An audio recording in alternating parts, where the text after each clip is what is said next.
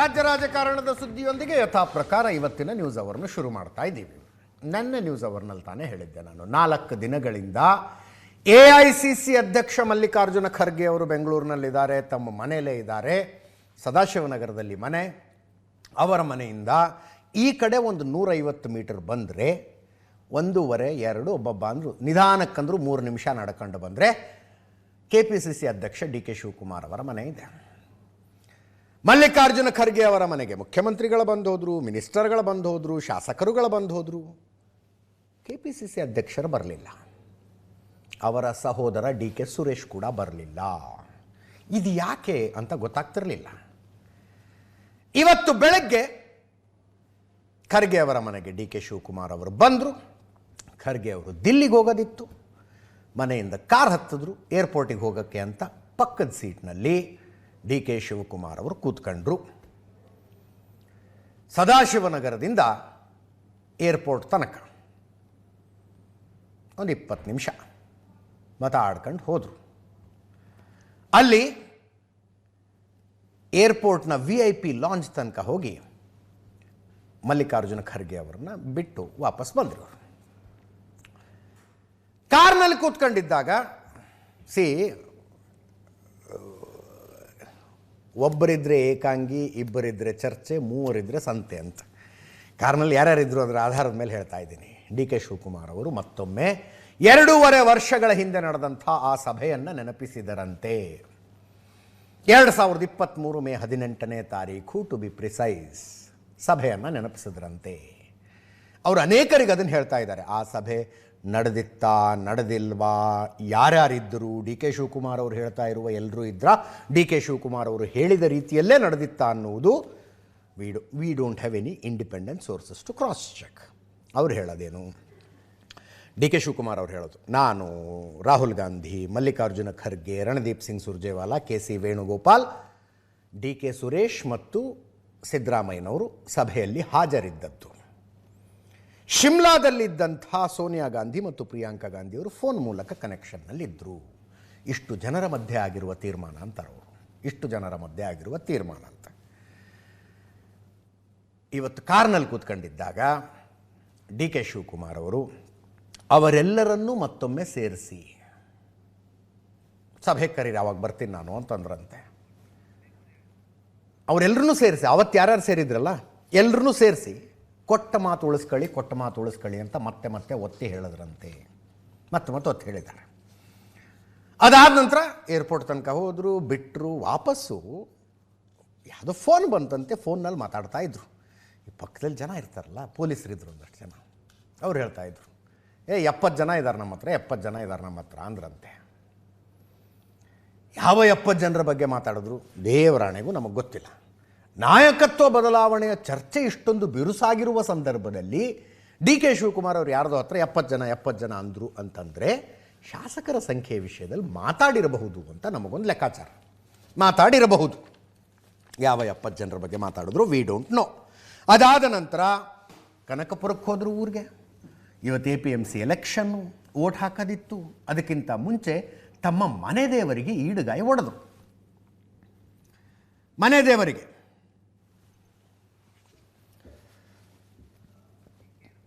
ಕೆಂಕೇರಮ್ಮ ದೇವಿಗೆ ಈಡುಗಾಯಿ ಹೊಡೆದ್ರು. ಬೆಂಬಲಿಗರ ಘೋಷಣೆಗಳು, ಮುಂದಿನ ಮುಖ್ಯಮಂತ್ರಿ DK ಶಿವಕುಮಾರ್ಗೆ ಜಯವಾಗಲಿ ಅನ್ನುವ ಘೋಷಣೆಗಳಿದ್ದು. APMC ಚುನಾವಣೆಯಲ್ಲಿ ಮತದಾನ ಮಾಡಿದ ನಂತರ ಆತ್ಮಸಾಕ್ಷಿಯ ಮಾತಾಡಿದ್ರು. ಇದು ನಮ್ಮ 5-6 ಜನರ ಮಧ್ಯೆ ಗುಟ್ಟಿನ ವ್ಯಾಪಾರ, ನಾನು ಬಹಿರಂಗಪಡಿಸೋದಿಲ್ಲ. ನಾನು ನಂಬಿರೋದು ಆತ್ಮಸಾಕ್ಷಿಯನ್ನ ಅಂದರು. ಪಕ್ಷವನ್ನು ಯಾವ ಕಾರಣಕ್ಕೂ ಮುಜುಗರಕ್ಕೆ ತಳ್ಳುವ ಕೆಲಸ ಮಾಡಲ್ಲ ಅಂದರು.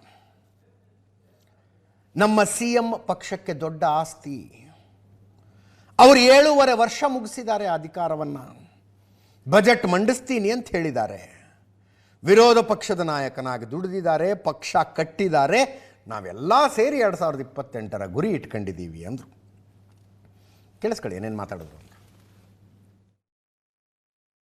ನನಗೆ ಚೀಫ್ ಮಿನಿಸ್ಟರ್ ಮಾಡಿ ಅಂತಲೂ ನಾನು, ಇದು ನಮ್ಮ 5-6 ಜನದ ಗುಟ್ಟಿನ ವ್ಯಾಪಾರ, ನಾನು ಇದನ್ನು ಬಹಿರಂಗ ನಾನು ಮಾತಾಡೋದು. ನಾನು ನಂಬಿರೋದು ನಮ್ಮ ಆತ್ಮಸಾಕ್ಷಿ, ನಮ್ಮ ಆತ್ಮಸಾಕ್ಷಿಲಿ ನಾವೆಲ್ಲ ಕೆಲಸ ಮಾಡಬೇಕು.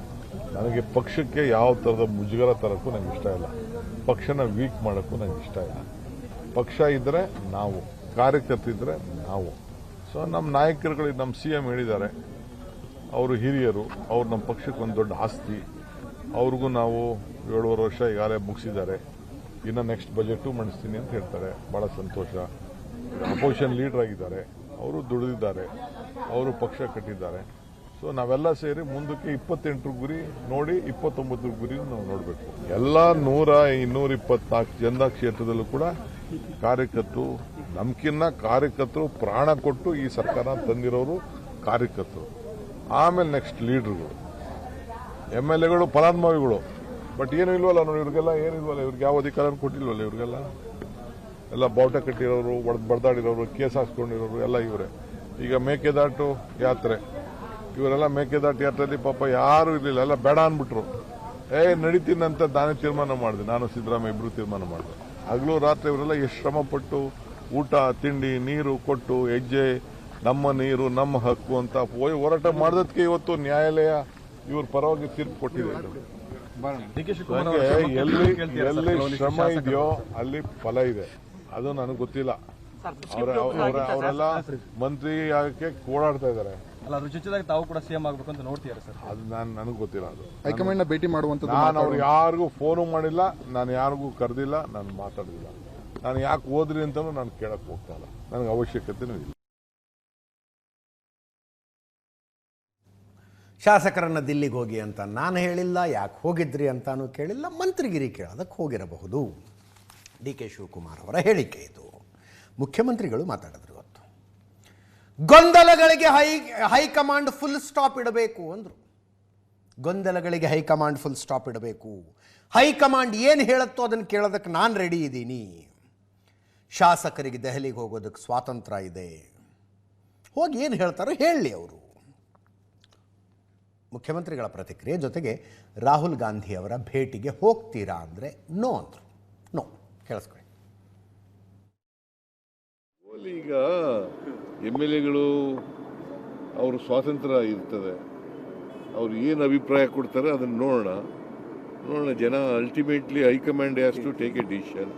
ಹೈಕಮಾಂಡು ಏನು ಹೇಳ್ತದೆ ಕೇಳಲಿಕ್ಕೆ ನಾವು ultimately to put a full stop to this confusion, high command has to take a decision. High command ಅವ್ರು ಕೊಟ್ಟಾಗಪ್ಪ. ಲಾಸ್ಟ್ ಟೈಮ್ ರಾಹುಲ್ ಗಾಂಧಿ ಅವರು ಭೇಟಿ ಆಗಿದ್ರಿ, ಚರ್ಚೆ ಆಗಿದೆ. ಈಗ ಮಲ್ಲಿಕಾರ್ಜುನ ಖರ್ಗೆ AICC ಅಧ್ಯಕ್ಷರು ಇವತ್ತು ಇನ್ನೊಮ್ಮೆ ಮಾತಾಡಿದ್ರು. ಇದು ಇಲ್ಲಿ ಚರ್ಚೆ ಮಾಡುವ ಅಥವಾ ಬಹಿರಂಗವಾಗಿ ಮಾತನಾಡುವ ವಿಷಯ ಅಲ್ಲ. ನೋಡಿ, ಮಲ್ಲಿಕಾರ್ಜುನ ಖರ್ಗೆ ಅವರು ಒಬ್ಬ AICC ಅಧ್ಯಕ್ಷರಾಗಿ ನಾಯಕತ್ವ ಬದಲಾವಣೆ ಇಲ್ಲ ಅಂತ ಹೇಳ್ಬಿಡ್ಬೋದು, ಅಥವಾ ಏನೋ ಒಂದು ಆಗುತ್ತೆ ಬಿಡ್ರಿ, ಏನೋ ಮಾಡ್ತೀವಿ ಬಿಡ್ರಿ ಅಂತ ಹೇಳಿಬಿಡ್ಬೋದು. ಏನು ವಿಷಯ ಇದೆ ಅನ್ನೋದು ಅವ್ರಿಗೆ ಗೊತ್ತಿರುತ್ತೆ, ಬಟ್ ಹೇಳೋದಿಲ್ಲ. ಯಾಕಂದರೆ he has got so many things at stake. ಮಗನ ರಾಜಕೀಯ ಭವಿಷ್ಯವೂ ಇದೆ. ಸಿದ್ದರಾಮಯ್ಯನವರನ್ನ ಕೆಳಗಿಳಿಸುವಲ್ಲಿ ಮಲ್ಲಿಕಾರ್ಜುನ ಖರ್ಗೆ ಅವರು ಪಾತ್ರ ನಿರ್ವಹಿಸಿದ್ರು ಅನ್ನುವ ಮೆಸೇಜ್ ಎಲ್ಲ ಹೋಗಬಾರ್ದು. ಅಥವಾ DK ಶಿವಕುಮಾರ್ ಮುಖ್ಯಮಂತ್ರಿ ಆಗದಂತೆ ಮಲ್ಲಿಕಾರ್ಜುನ ಖರ್ಗೆ ಅವರು ತಡೆದರು ಅನ್ನುವ ಸುದ್ದಿಯೂ ಹೋಗಬಾರದು. ಇದು ದೆಹಲಿಯಲ್ಲಿ ಕುಳಿತಿರುವ ಹೈಕಮಾಂಡ್ಗಿದೆಯಲ್ಲ, ಎಂಥ ಕಷ್ಟದ ಕಾಲ ಅಂದರೆ ಸ್ಪೆಷಲಿ ರಾಹುಲ್ ಗಾಂಧಿ ಅವರಿಗೆ. ಕೇಳಿಸ್ಕೊಳ್ಳಿ ಮಲ್ಲಿಕಾರ್ಜುನ ಖರ್ಗೆ ಅವರು ಏನು ಹೇಳಿದ್ರು ಅಂತ. ಇಲ್ಲಿ ಹೇಳ್ತಕ್ಕಂಥ ವಿಷಯ ಅಲ್ಲ, ಮತ್ತು ಬಹಿರಂಗವಾಗಿ ಯಾವುದೇ ಮಾತನಾಡ್ತಕ್ಕಂಥ ಸಬ್ಜೆಕ್ಟ್ ಅಲ್ಲ. ನಾವು ವಿಶೇಷವಾಗಿ ನಾನು ಬಂದಿದ್ದಿಲ್ಲಿ 26 ನಮ್ಮ ನವೆಂಬರ್ ಕಾನ್ಸ್ಟಿಟ್ಯೂಷನ್ ಡೇ ಇದೆ, ಅದಕ್ಕಾಗಿ ನನಗೆ ಇನ್ವಿಟೇಷನ್ ಇದೆ. ಅದನ್ನು ಅಟೆಂಡ್ ಮಾಡಿ ದೆನ್ ನಮ್ಮ ರಿವ್ಯೂ ಮೀಟಿಂಗ್ಸ್ ಇವೆ, ಅವೆಲ್ಲನೂ ಕೂಡ ಮಾಡಿಕೊಂಡು ಮುಂದೆ ಹೋಗ್ತಾರೆ. ನೋಡಿ, ಅವರು ನಿಮ್ಗೆಲ್ಲರಿಗೂ ಗೊತ್ತಿದೆ, ಈ ಅಧ್ಯಕ್ಷರು ಎಲ್ಲಿ ಹೋಗಿ ಚರ್ಚೆ ಮಾಡಲ್ಲ. ಮೀಟಿಂಗ್ ಆದರೆ ಚರ್ಚೆ ಮಾಡ್ತೀವಿ. ಅದು ಎರಡು ಥರದ ಸುದ್ದಿ ಇದೆ. ಮಲ್ಲಿಕಾರ್ಜುನ ಖರ್ಗೆ ಅವರು ದಿಲ್ಲಿಗೆ ಹೋದ ತಕ್ಷಣವೇ ರಾಹುಲ್ ಗಾಂಧಿಯವರು ಭೇಟಿಗೆ ಹೋಗ್ತಾರೆ, ವಿಷಯ ಹೇಳ್ತಾರೆ ಅಂತ, ಅಥವಾ ನಾಳೆ ರಾಹುಲ್ ಗಾಂಧಿಯವರನ್ನ ಭೇಟಿಯಾಗಿ ಮಾತಾಡ್ತಾರೆ ಅನ್ನೋದು ಒಂದು ಸುದ್ದಿ ಇದೆ. ಇನ್ಫ್ಯಾಕ್ಟ್ ಮಲ್ಲಿಕಾರ್ಜುನ್ ಖರ್ಗೆ ಅವರು ನಾಳೆ ಮತ್ತೆ ಬೆಂಗಳೂರಿಗೆ ವಾಪಸ್ ಬರ್ತಿದ್ದಾರೆ. ಯಾವುದೋ ಒಂದು ಮದುವೆ ಇದೆಯಂತ, ರಿಸೆಪ್ಷನ್ ಅಟೆಂಡ್ ಆಗ್ಬೇಕಂತವ್ರು. ಬಂದು ರಿಸೆಪ್ಷನ್ ಅಟೆಂಡ್ ಆಗಿ ನಾಡಿದ್ದು ಬೆಳಗ್ಗೆ ವಾಪಸ್ ದಿಲ್ಲಿಗೆ ಹೋಗ್ತಾರೆ. ನಾಡಿದ್ದು ರಾಹುಲ್ ಗಾಂಧಿ ಅವರನ್ನು ಭೇಟಿ ಆಗ್ತಾರೆ. ಈ ರೀತಿಯಾದ ಸುದ್ದಿಗಳಿದ್ದಾವೆ. ಭೇಟಿ ಇನ್ನೂ ತನಕ ಆದ ಮಾಹಿತಿ ಇಲ್ಲ. ಮಾಹಿತಿ ಬಂದರೆ ನಿಮಗೆ ಯಥಾವತ್ತಾಗಿ ಹೇಳ್ತೀವಿ. ಇನ್ನೊಂದು ಕಡೆ ಪ್ರಿಯಾಂಕ ಖರ್ಗೆ ಅವರು ನಿನ್ನೆ ದಿಲ್ಲಿಲಿದ್ದರು. ರಾಹುಲ್ ಗಾಂಧಿ ಅವರನ್ನ ಭೇಟಿಯಾದರು. ಹೆಚ್ಚು ಕಡಿಮೆ 1 ತಾಸು ಮಾತುಕತೆ ಆಗಿದೆ. ಶ್ರೀವತ್ಸ ಅನ್ನುವಂಥ ಒಬ್ಬರು, ಚಕ್ರವರ್ತಿ ಅನ್ನುವಂಥ ಇನ್ನೊಬ್ಬರಿದ್ದರು. 1.5 ತಾಸು ಚರ್ಚೆ ಆಗಿದೆ ನಿನ್ನೆ ರಾತ್ರಿ. ರಾಹುಲ್ ಗಾಂಧಿಯವರು ರಾಜ್ಯ ರಾಜಕಾರಣದಲ್ಲಿ ಏನು ನಡೀತಾ ಇದೆ ಅನ್ನೋದನ್ನು ತಿಳ್ಕೊಳ್ಳೋದಕ್ಕೆ ಪ್ರಿಯಾಂಕ ಖರ್ಗೆ ಅವರನ್ನು ಕರೆಸ್ಕೊಂಡಿದ್ರು ಅಂತೆಲ್ಲ ಸುದ್ದಿ ಬಂತು. ಇದು ಆಗಿರಬಹುದಾ, ಈಸ್ ಇಟ್ ಅ ಪಾಸಿಬಿಲಿಟಿ ಅಂತ ಯೋಚನೆ ಮಾಡಿದ್ವಿ. ಆ್ಯಕ್ಚುಲಿ ಆಗಿದ್ದೇನೆಂದರೆ, ಈ ಮತಗಳ್ಳತನದ ಕ್ಯಾಂಪೇನ್ ಇದೆಯಲ್ಲ ರಾಹುಲ್ ಗಾಂಧಿ ಶುರು ಮಾಡಿದ್ದು, ಓಟ್ ಚೋರಿ, ಅದರ ಉಸ್ತುವಾರಿ ಕಮಿಟಿ ಅಂತ ಒಂದು ಮಾಡಿದ್ದಾರೆ. ಇಡೀ ಕ್ಯಾಂಪೇನ್ ಹೆಂಗೆ ತಗೊಂಡು ಹೋಗಬೇಕು ಅಂತ. ಅದರಲ್ಲಿ ಪ್ರಿಯಾಂಕ ಖರ್ಗೆ ಅವರು ಇದ್ದಾರೆ, ಶ್ರೀವತ್ಸ ಇದ್ದಾರೆ, ಚಕ್ರವರ್ತಿ ಇದ್ದಾರೆ. ಅವ್ರನ್ನ ಕರೆಸ್ಕೊಂಡು ಓಟ್ ಚೋರಿ ಕ್ಯಾಂಪೇನಿನ ಇಂಪ್ಯಾಕ್ಟು ಬಿಹಾರ ಚುನಾವಣೆಯಲ್ಲಿ ಏನಾಯಿತು, ಏನಾದ್ರು ಆಗಿದೆಯಾ ಅಂತ ಚರ್ಚೆ ಮಾಡೋಕ್ಕೆ ಕರೆದಿದ್ರಂತೆ. ಅಷ್ಟೆಲ್ಲ ಚರ್ಚೆ ಆದಮೇಲೆ ರಾಜಕಾರಣದಲ್ಲಿ ಏನಾಗ್ತಿದೆ ಅನ್ನೋದನ್ನು ಹೇಳದೆ ಅಂತೂ ಇರೋದಿಲ್ಲ ಪ್ರಿಯಾಂಕ್ ಖರ್ಗೆ ಅವರು. ಅಥವಾ ರಾಹುಲ್ ಗಾಂಧಿಯವರು ಕುತೂಹಲಕ್ಕೆ ಏನೋ ಕೇಳಿರಬಹುದು, ಒಂದಷ್ಟು ಚರ್ಚೆ ಆಗಿರಬಹುದು. ಆದರೆ ಪ್ರಿಯಾಂಕ ಖರ್ಗೆ ಅವ್ರನ್ನ ಇದೇ ವಿಷಯ ಚರ್ಚೆ ಮಾಡೋದಕ್ಕೆ ಎಕ್ಸ್ಕ್ಲೂಸಿವ್ ಆಗಿ ಡೆಲ್ಲಿಗೆ ಕರೆದಿದ್ರು ಅನ್ನೋದೆಲ್ಲ ನಿಜ ಅಂತ ಅನ್ನಿಸ್ತಾ ಇಲ್ಲ.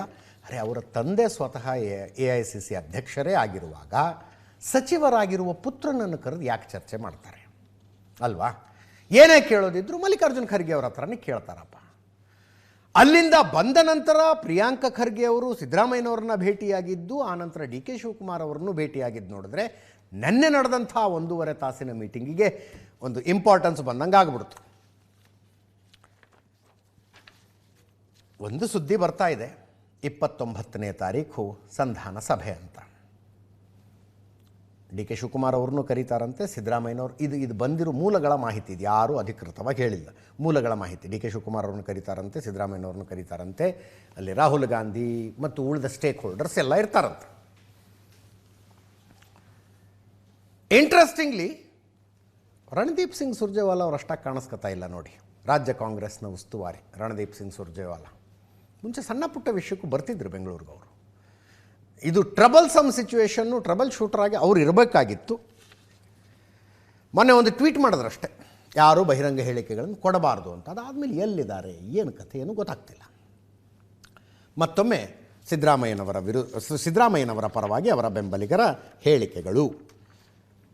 ಅದಕ್ಕಿಂತ ಮುಂಚೆ ನಮ್ಮ KN ರಾಜಣ್ಣ ಅವರು, ಮಾಜಿ ಸಚಿವರು, ಸಿದ್ದರಾಮಯ್ಯನವರ ಆಪ್ತ ಬಳಗದ ಕಟ್ಟಾಳು ಮತ್ತು ಮಧುಗಿರಿ ಶಾಸಕ KN ರಾಜಣ್ಣ ಅವರು ಎಕ್ಸ್ಕ್ಲೂಸಿವ್ ಆಗಿ ಏಷ್ಯಾನೆಟ್ ಸುವರ್ಣ ನ್ಯೂಸ್ಗೆ ಮಾತಾಡಿದ್ದಾರೆ. 5 ವರ್ಷ ಸಿದ್ದರಾಮಯ್ಯನವರೇ ಮುಖ್ಯಮಂತ್ರಿ, ಅಕಸ್ಮಾತ್ ಸಿದ್ದರಾಮಯ್ಯನವ್ರನ್ನ ಇಳಿಸುವ ಸನ್ನಿವೇಶ ಬಂದರೆ ದಲಿತ ಮುಖ್ಯಮಂತ್ರಿ ಆಗಬೇಕು ಅಂತ ನಾವು ಧ್ವನಿ ಎತ್ತವ್ರೆ ಅಂತ. ಕೇಳಿಸ್ಕೊಳ್ಳಿ. ಈಗ DK ಶಿವಕುಮಾರ್ ರಾಷ್ಟ್ರೀಯ ಚಾನೆಲ್ ಒಂದಕ್ಕೂ ಕೂಡ ಹೇಳಿದರು, ಇಲ್ಲ ನನಗೊಂದಿಷ್ಟು ಭರವಸೆ ಕೊಟ್ಟಿದ್ದಾರೆ. ಇವತ್ತವರು ಖರ್ಗೆ ಅವರನ್ನು ಭೇಟಿ ಆದಮೇಲೆ ಹೇಳಿದರು, ಪವರ್ ಶೇರಿಂಗ್ 5-6 ಜನರ ನಡುವೆ ನಡೆದಿತ್ತು ಅಂತಕ್ಕಂಥದ್ದನ್ನು. ಅದು ಹೊರಗಡೆ ಹೇಳೋಕ್ಕಾಗಲ್ಲ ಅಂತ ಹೇಳಿದರು, ಬಟ್ ನಡೆದಿತ್ತು ಅನ್ನೋದನ್ನು ಅವರು ಹೇಳ್ತಿದ್ದಾರೆ. ಅವರು ಯಾರು ಹೇಳೋರು ಯಾರು? ಈಗ ಪವರ್ ಶೇರಿಂಗ್ ನಡೆದೀಗ ಯಾರು ಕಂಟೆಂಡರ್ಸ್ ಯಾರು? ಸಿದ್ದರಾಮಯ್ಯನವ್ರ ಮೇಲೆ ಕಂಟೆಂಡರ್ ಇದ್ದ ಶಿವಕುಮಾರ್ ಮತ್ತು MB ಪಾಟೀಲ್ ಇದ್ರು, ನಮ್ಮ ಪರಮೇಶ್ವರ್, ಇವರೆಲ್ಲ ಕೇಳ್ತಾ ಇದ್ರು ಇವರೆಲ್ಲ. ಬಟ್ ಸೀರಿಯಸ್ ಕಂಟೆಂಡರ್ ಅವತ್ತಿನ ಇದರಲ್ಲಿ only DK Shivakumar. Power sharing ಏನಾದರೂ ಮಾತಾಡಿದರೆ ಅವರು ಈಗ ಸದ್ಯದಲ್ಲಿ ಸಿದ್ದರಾಮಯ್ಯನವ್ರು ಮುಖ್ಯಮಂತ್ರಿ ಆಗಿರಲಿ, ಮುಂದೆ ನೋಡೋಣ, ಸಂದರ್ಭ ಬಂದಾಗ ವಿ ವಿಲ್ ಡಿಸ್ಕಸ್ ಅಂತ ಹೇಳಿರಬಹುದು ಹೈಕಮಾಂಡ್ನಲ್ಲಿ.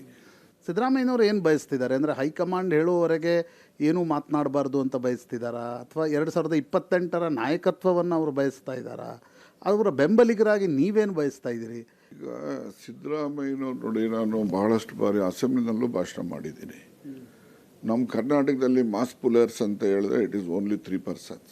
ಸಿದ್ದರಾಮಯ್ಯ ಇಲ್ಲಾಂದರೆ Congress is a big zero. ಅದರಿಂದ ಸಿದ್ದರಾಮಯ್ಯನವರಿಗೆ ಒಂದು ಪಕ್ಷನ ಅಧಿಕಾರಕ್ಕೆ ತರುವಂಥ ಶಕ್ತಿ ಇರ್ಬೋದು. ಅಂದರೆ ಹೈಕಮಾಂಡ್ ಪಾತ್ರ ಇಲ್ಲ ಅಂತಲ್ಲ, ವಿತ್ ಹೈಕಮಾಂಡ್ ಸಿದ್ದರಾಮಯ್ಯನವರಿಗೆ ಆ ರೀತಿಯ ಒಂದು ಶಕ್ತಿ ಇದೆ. ಅದರಿಂದ ಪಕ್ಷ ಅಧಿಕಾರದಲ್ಲಿ ಇರಬೇಕು, ಮುಂದೆ ಅಧಿಕಾರದಲ್ಲಿ ಬರಬೇಕು ಅಂದರೆ ಈಸ್ ಇನ್ನೋವೇಟಬಲ್ ಅಂತ ನನ್ನ ಒಂದು ವೈಯಕ್ತಿಕ ಅನಿಸಿಕೆ. ಇನ್ನೊಂದು ಆಪ್ಷನ್ ಬಗ್ಗೆ ಭಾಳ ಚರ್ಚೆ ಆಗತ್ತೆ ರಾಜಣ್ಣ ಅವರೇ. ಇಲ್ಲ ದಲಿತ ಮುಖ್ಯಮಂತ್ರಿ ಕರ್ನಾಟಕದಲ್ಲಿ ಇದೊಂದು ಚರ್ಚೆ 2013ರಿಂದಲೂ ಕೂಡ ಇದೆ. ಆ ಆಪ್ಷನ್ ಉಂಟಾ ಅಥವಾ ಅದು ಸುಮ್ಮನೆ ಒಂದು ರೀತಿ ಸ್ಮೋಕ್ ಸ್ಕ್ರೀನ್ ಥರ ಬರುತ್ತಾ ಇರುತ್ತಾ? ಇಲ್ಲ, ಸ್ಮೋಕ್ ಸ್ಕ್ರೀನ್ ಥರ ಅಂತಲ್ಲ, ಅದು ಕೂಡ ಸೀರಿಯಸ್ಸಲ್ಲಿದೆ. ಸಪೋಸ್ ಈಗ ಸಿದ್ದರಾಮಯ್ಯನವ್ರದ್ದು ಅವರು ಇದು ಬೇಸರ ಆಗ್ಬಿಟ್ಟು ಸಿದ್ದರಾಮಯ್ಯನವರನ್ನೇ ಬೇಡಪ್ಪ ಬೇರೆಯವರು ಮಾಡಿ ಅಂತ ಹೇಳಿದ್ರೆ ನಾವು ವಿಲ್ ಆಲ್ ಫಾರ್ ದಲಿತ ಮುಖ್ಯಮಂತ್ರಿನೇ. ದಲಿತ ಮುಖ್ಯಮಂತ್ರಿ ಅಂದರೆ ಒಂದು ವೇಳೆ ಸಿದ್ದರಾಮಯ್ಯನವರು ಸಾಕು ನನಗೆ ಅಂತ ಅನ್ಸಿದ್ರೆ ನೀವು ದಲಿತ not for D K Shivakumar. D K Shivakumar ಅಂತ ಹೇಳಿದ್ರೆ ಅವರೇನು ಕ್ಲೈಮು, ನಾನು ಹೋರಾಟ ಮಾಡಿದ್ದೀನಿ, ನಾನು ಸೇವೆ ಮಾಡಿದ್ದೀನಿ ಕೊಡಿ ಅಂತ ಅವ್ರ ಕ್ಲೈಮ್ ಇದೆ. ಅದಕ್ಕಿಂತ ಹೆಚ್ಚು ಹೋರಾಟ ಮಾಡಿರೋದು ಪರಮೇಶ್ವರ್ 8 ವರ್ಷ ಪ್ರೆಸಿಡೆಂಟ್ ಆಗಿದ್ದುಕೊಂಡು ಅವರು ಕೂಡ ಎಲೆಕ್ಷನ್ ಸೋತರು ಕೂಡ ಅಧಿಕಾರಕ್ಕೆ ತರುವಂಥ ಕೆಲಸ ಮಾಡಲಿಲ್ವಾ? ಅವ್ರು in what way he is second to him. So he is also stands fast in the race. ನೀವಂತೀರಿ ಡಿಸಾಲ್ವ್ ಮಾಡೋಣ, ಡಿ ಕೆ ಶಿವಕುಮಾರ್ ನೇತೃತ್ವದಲ್ಲಿ ಹೋಗೋಣ. ಅವ್ರು ಅಂತಾರೆ ನನಗೆ 2.5 ವರ್ಷ ಕೊಡಿ, ನಂತರ ನಾನೇ ಚುನಾವಣೆಯನ್ನು ಎದುರಿಸ್ತೀನಿ ನನ್ನ ನೇತೃತ್ವದಲ್ಲಿ. ಆಯ್ತು ಸರ್, ಈಗ ನೋಡಿ, ಈಗ ಜನ ಓಟ್ ಹಾಕಿರೋದು ಸಿದ್ದರಾಮಯ್ಯ ಮುಖ್ಯಮಂತ್ರಿ ಅಂತ ಓಟ್ ಹಾಕಿರೋದು, ಅದರಲ್ಲಿ ನಿರ್ವಿವಾದ. ನೀವು ಯಾವುದೇ ಹಳ್ಳಿನಲ್ಲಿರೋ ಒಬ್ಬ ಸಣ್ಣ ಮನುಷ್ಯನಿಗೆ ರಾಜಕಾರಣಕ್ಕೆ ಗೊತ್ತಿಲ್ಲದೆ ಇದ್ದವನು ಹೋಗಿ ಕೇಳಿದ್ರು ಕೂಡ ಸಿದ್ದರಾಮಯ್ಯ ಮುಖ್ಯಮಂತ್ರಿ ಆಗಲಿ ಅಂತ ಅಪೇಕ್ಷೆ. ಆ ಅಪೇಕ್ಷೆಗೆ ಅಂತ ಜನ ಇವತ್ತು ಮತ ಕೊಟ್ಟಿರ್ತಕ್ಕಂಥದ್ದು. ಇವರು ಅದಕ್ಕೆ ಅಪಚಾರ ಆಗಬಾರ್ದು. ಅದು 5 ವರ್ಷ ಆಗಲಿ, ಆಮೇಲೆ ಬೇಕಾದ್ರೆ ಇವ್ರ ನೇತೃತ್ವದಲ್ಲಿ ಚುನಾವಣೆಗೆ ಹೋಗೋಣ. ಈಗ AICC ಕಮ್ಯುನಿಕೇಷನ್ ನಿಮಗೆ ನಾನು ಎಕ್ಸ್ಪ್ಲೈನ್ ಮಾಡಿದೆ. Sharing of the power with the Karnataka people only, nothing else ಅಂತ ಹೇಳಿದ್ದಾರೆ. ನಾವೀಗ ಡಿಸಾಲ್ವ್ ಮಾಡಿ ಎಲೆಕ್ಷನ್ಗೆ ಹೋಗ್ಬಿಡೋಣ. ಶಿವಕುಮಾರ್ ನೇತೃತ್ವದಲ್ಲಿ ಬರಲಿ, ಅವ್ರ ನೇತೃತ್ವದಲ್ಲಿ ಮೆಜಾರಿಟಿ ತಂದು ಚೀಫ್ ಮಿನಿಸ್ಟರ್ ಆಗಲಿ 5 ವರ್ಷ. ಅದು 5 ವರ್ಷ ಆಗಲಿ, ಆಮೇಲೆ ಬೇಕಾದ್ರೆ ಇವ್ರ ನೇತೃತ್ವದಲ್ಲಿ ಚುನಾವಣೆಗೆ ಹೋಗೋಣ. ಅದಕ್ಕಿಂತ ಹೆಚ್ಚು ಆತರದಲ್ಲಿದ್ದು ನಾನು ಇವತ್ತೇ ಆಗ್ಬಿಡ್ಬೇಕು ಅಂದರೆ ಡಿಸಾಲ್ವ್ ಮಾಡಿ ಎಲೆಕ್ಷನ್ ಹೋಗೋಣ ಇವ್ರ ನೇತೃತ್ವದಲ್ಲೇ. ಶಾಸಕರ ಸಹಿ ಸಂಗ್ರಹಣೆ ಮಾಡ್ತಿದ್ದಾರೆ, ಶಾಸಕರವ್ರ ಮನೆಗೆ ಕರ್ಕೊಂಡು ಬರ್ತಾ ಇದ್ದಾರೆ, ಇದೆಲ್ಲ ಪ್ರಕ್ರಿಯೆ ನಡೀತಾ ಇದೆ. ಬೆಕ್ಕು ಕಣ್ಣು ಮುಚ್ಚಿ ಹಾಲು ಕುಡಿದ್ರೆ ಪ್ರಪಂಚದಲ್ಲಿ ಯಾರೂ ನೋಡೋದಿಲ್ಲ ಅಂತಕ್ಕಂಥ ಭಾವನೆ.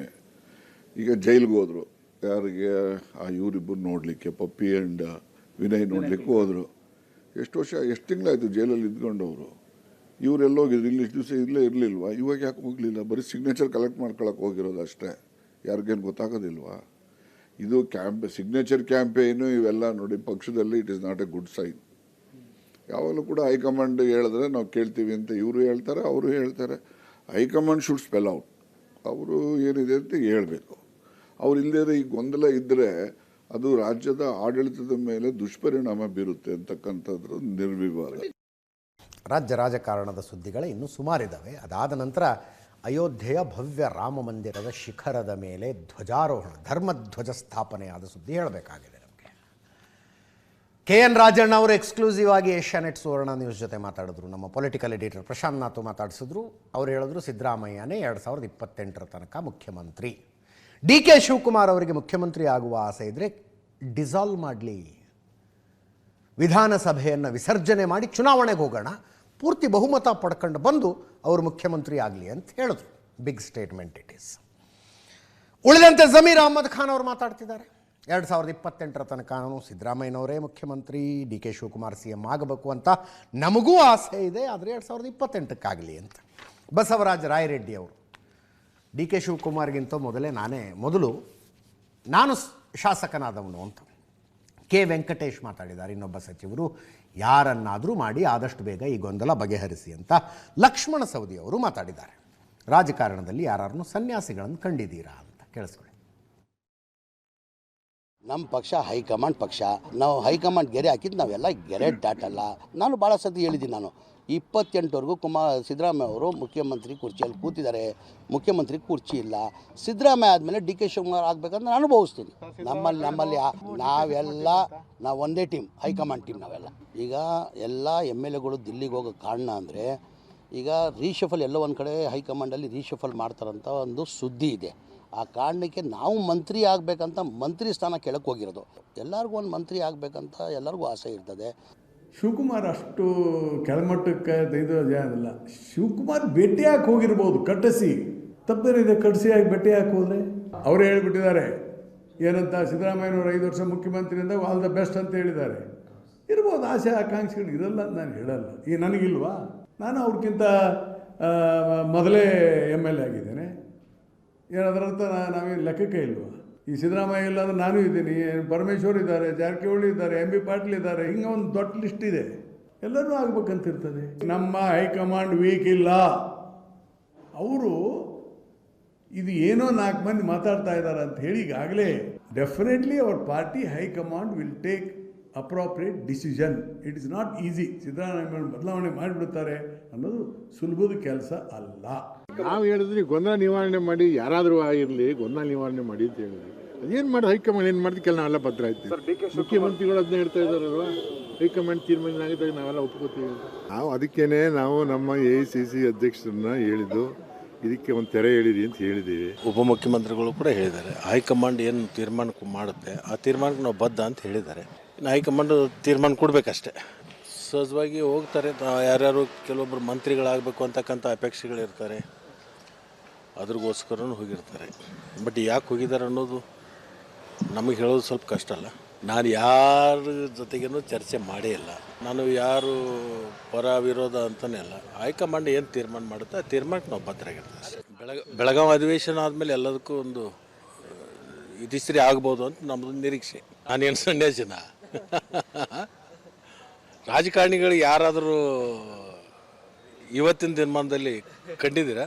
ಅವತ್ತೊಂದು ಕಾಲ ಇತ್ತದು, ನಮಗೆ ವಯಸ್ಸಾಗಿದೆ ಬೇಡಪ್ಪ ಬೇರೆಯವ್ರಿಗೆ ಮಾಡಿರಿ ಅನ್ನುವಂಥ ಒಂದು ಕಾಲ ನಾವು ಕೇಳಿದ್ದೀವಿ. ಗ್ರಾಮ ಪಂಚಾಯತಿ ಅಧ್ಯಕ್ಷನೇ ಇದು ಬೇಡಪ್ಪ ಅನ್ನುವಂಥ ಸ್ಥಿತಿ ಒಳಗಿಲ್ಲ ಅಂದಾಗ ಬೇರೆ ಯಾವುದು ಆಗುತ್ತೆ. ಲಕ್ಷ್ಮಣ ಸವದಿಯವರು DK ಶಿವಕುಮಾರ್ ಟೀಮು ನೆನಪಿರಲಿ. ಅದು ಬೆಳಗಾವಿ ಇಂಟರ್ನಲ್ ಪಾಲಿಟಿಕ್ಸ್ ವಿಷಯ. ಸತೀಶ್ ಜಾರಕಿಹೊಳಿ, ಲಕ್ಷ್ಮೀ ಹೆಬ್ಬಾಳ್ಕರ್, ಲಕ್ಷ್ಮಣ್ ಸವದಿ, ಆ ಪಾಲಿಟಿಕ್ಸ್ ವಿಷಯ ಅದು. ಇನ್ನೊಂದು ಕಡೆ ನಮ್ಮ ಸಕ್ಕರೆ ಸಚಿವ ಶಿವಾನಂದ ಪಾಟೀಲರದ್ದು ಆಶ್ಚರ್ಯಕರ ಹೇಳಿಕೆ. ನೆನಪಿರಲಿ, ಒಂದರ ನಂತರ ಒಂದರಂತೆ ತಂಡಗಳು, ಶಾಸಕರ ತಂಡಗಳು DK ಶಿವಕುಮಾರ್ ಅವರ ಪರವಾಗಿ ಒತ್ತಡ ಹೇರುವುದಕ್ಕೆ ದೆಹಲಿಗೆ ಹೋಗ್ತಾ ಇದ್ದಾಗ ಶಿವಾನಂದ ಪಾಟೀಲರು ದೆಹಲಿಯಲ್ಲಿದ್ದರು. ಅವತ್ತು ನಾವು ಹೇಳಿರಲಿಲ್ಲ DK ಶಿವಕುಮಾರ್ ಪರವಾಗಿ ಒತ್ತಡ ಹಾಕೋದಕ್ಕೆ ಹೋದರು, ಅದು ಇದು ಏನೂ ಹೇಳಿರಲಿಲ್ಲ. ಇಲಾಖೆಯ ಕೆಲಸಕ್ಕೇನೋ ಹೋಗಿದ್ರು ಅಂತ ಅನ್ಕೊಳ್ಳೋಣ. ಅವರು AICC ಅಧ್ಯಕ್ಷರನ್ನು ಭೇಟಿಯಾಗಿದ್ದರು ದೆಹಲಿಯಲ್ಲಿ, ಮಲ್ಲಿಕಾರ್ಜುನ್ ಖರ್ಗೆ ಅವರನ್ನು ಭೇಟಿಯಾಗಿದ್ದರು. ಇವತ್ತು ಈ ಸನ್ನಿವೇಶದಲ್ಲಿ ಮಲ್ಲಿಕಾರ್ಜುನ್ ಖರ್ಗೆ ಅವರೇ ಬಂದು CM ಆಗೋದು ಒಳ್ಳೆಯದು ಅಂದ್ಬಿಟ್ರು. ಮಲ್ಲಿಕಾರ್ಜುನ್ ಖರ್ಗೆ ಅವರೇ ಬಂದು CM ಆಗೋದು ಒಳ್ಳೆಯದು. ಹಿಂದೆ ಒಂದು ಸಲ ಖರ್ಗೆ ಅವರ ವಿಷಯದಲ್ಲಿ ನಾನೇನೋ ತಪ್ಪು ಮಾಡಿದ್ದೀನಿ ನಾನು ಅಂತ, ಒಂದು ಕಾಲದಲ್ಲಿ ನಾನೇ ತಪ್ಪು ಮಾಡಿದ್ದೀನಿ ಒಪ್ಕೊಳ್ತೀನಿ, ಅವರು ಬಂದು CM ಆಗೋದು ಒಳ್ಳೆಯದು ಅಂತ. ಅದಕ್ಕೆ ಮಾಜಿ ಸಂಸದ ಪ್ರತಾಪ್ ಸಿಂಹ ಅವರ ವಾಗ್ದಾಳಿ, ಯಾವ ಕಾರಣಕ್ಕೂ ಸಿದ್ದರಾಮಯ್ಯನವರು ಒಬ್ಬ ದಲಿತನನ್ನು ಮುಖ್ಯಮಂತ್ರಿ ಆಗೋದಕ್ಕೆ ಬಿಡೋದಿಲ್ಲ ಅಂತ. ಕೇಳಿಸ್ಕೊಳ್ಳಿ ಒಮ್ಮೆ. ಆ ವಿಚಾರದಲ್ಲಿ ನೋಡಿ, ಅವ್ರ ಪಕ್ಷದ ವರಿಷ್ಠರು ಅವರಾದರೆ ನಾವು ಸಂತೋಷ ಪಡ್ತೀವಿ, ಅದರಲ್ಲಿ 2 ಮಾತೇ ಇಲ್ಲ. ಅವ್ರು ನಮ್ಮ ಪಕ್ಷದ ವರಿಷ್ಠರು, ಅವ್ರು ಯಾವಾಗೂ ಆಗಬೇಕಾಗಿತ್ತು. ಆ ಸಂದರ್ಭದೊಳಗೆ ನಾನು ಒಂದು ತಪ್ಪು ಮಾಡಿನೇ ನಿಮ್ಮ ಎದುರಿಗೆ ಹೇಳಿದ್ದೀನಿ. DK ಶಿವಕುಮಾರ್ ಅವರು ಇದ್ದಾರೆ, ಪರಮೇಶ್ವರ್ ಅವರು ಇದ್ದಾರೆ, ಅವರೆಲ್ಲ ಸೀನಿಯರ್ ಮೋಸ್ಟ್ ಜನ, ಅವ್ರ ಪಕ್ಷ ಕಟ್ಟಿದವ್ರು ಇದ್ದಾರೆ. ಯಾರೇ ಆಗಲಿ ಆಗ್ತೀನಂದರೆ ಅವ್ರದ್ದು ತಪ್ಪಿಲ್ಲ, ಅವ್ರ ಅಭಿಪ್ರಾಯ ವ್ಯಕ್ತಪಡಿಸ್ತಾ ಇಷ್ಟವಾಗಿ ಹೇಳಿದ್ದೀನಿ. ಇದು ಪಕ್ಷದ ವರಿಷ್ಠರಿಗೆ ಬಿಟ್ಟಿರೋ ವಿಚಾರ. ಪಕ್ಷದ ವರಿಷ್ಠರು ಏನು ನಿರ್ಣಯ ಮಾಡ್ತಾರೆ ಎಲ್ಲರೂ ತಲೆಬಾಗ್ತೀವಿ ಅಂತೇಳಿ ಮುಖ್ಯಮಂತ್ರಿಗಳು ಹೇಳ್ಯಾರೆ, DCM ಹೇಳಿದ್ದಾರೆ, ನಾವು ಹೇಳ್ತೀವಿ. ಅವರಿಗೆ ಅವ್ರು ಓಟಿಗೋಸ್ಕರ ದಲಿತರು ಅವ್ರು ಯಾವತ್ತೂ ಕೂಡ ಸಿದ್ದರಾಮಯ್ಯನವರು ಎಂಥ ದಲಿತ ವಿರೋಧಿ ಅನ್ನೋದಕ್ಕೆ ನಿಮ್ಗೊಂದು ಹೇಳ್ತೀನಿ. ಪರಮೇಶ್ವರ್ ಅವರು KPCC ಅಧ್ಯಕ್ಷರಾಗಿ ಇವರ ಜಾತಿಯವರನ್ನ ಚೂಬಿಟ್ಟು ಸೋಲಿಸಾದ್ಮೇಲೆ ಶ್ರೀನಿವಾಸ್ ಪ್ರಸಾದ್ ಅವರು ನಮ್ಮ ಭಾಗದಲ್ಲಿರುವಂಥ ಟಾಲೆಸ್ಟ್ ಲೀಡ್ರು, ಅವರನ್ನು ಅನ್ಸೆರಮೋನಿಯಸ್ ಆಗಿ ಅವರ ಕ್ಯಾಬಿನೆಟಿಂದ ಕಿತ್ತಾಕಿದ್ರು. ಈ ಕಡೆ ಪರಮೇಶ್ವರ್ ಸಾಹೇಬರು ಬೇಡ್ಕೊಂಡ್ರು ಕೂಡ ಅವರಿಗೆ ಉಪಮುಖ್ಯಮಂತ್ರಿ ಸ್ಥಾನ ಕೊಡಲಿಲ್ಲ. ಇನ್ನು ಇವತ್ತು ಖರ್ಗೆ ಅವರಿಗೆ ಸಿದ್ದರಾಮಯ್ಯನವರು ಬಿಟ್ಕೊಡ್ತಾರೆ. ಇಷ್ಟಾಗಿಯೂ ಕೂಡ ಅಧಿಕಾರವನ್ನು ಬಿಡಲಿಕ್ಕೆ ಅವರಿಗೆ ಇಷ್ಟ ಇಲ್ಲ. ಸಿದ್ದರಾಮಯ್ಯನವರು ಅಧಿಕಾರವನ್ನು ಕಬಳಿಸಿದ್ರು ಅಂತಂದರೆ ಈಗ ಬಿಟ್ಕೊಡ್ತಾರೆ. DK ಶಿವಕುಮಾರ್ ಅವರ ಪರವಾಗಿ ದೆಹಲಿಯಲ್ಲಿ ಲಾಬಿ ಮಾಡುವುದಕ್ಕೆ ಅಂತ ಹೋಗಿದ್ದ, ಈ ಉಳಿದವ್ರ ಪ್ರಕಾರ ಮಂತ್ರಿ ಸ್ಥಾನ ಕೇಳಿಕೊಂಡು ದೆಹಲಿಗೆ ಹೋಗಿದ್ದ ಶಾಸಕರುಗಳ ಒಂದು ತಂಡ ವಾಪಸ್ ಬಂತು ಇವತ್ತು.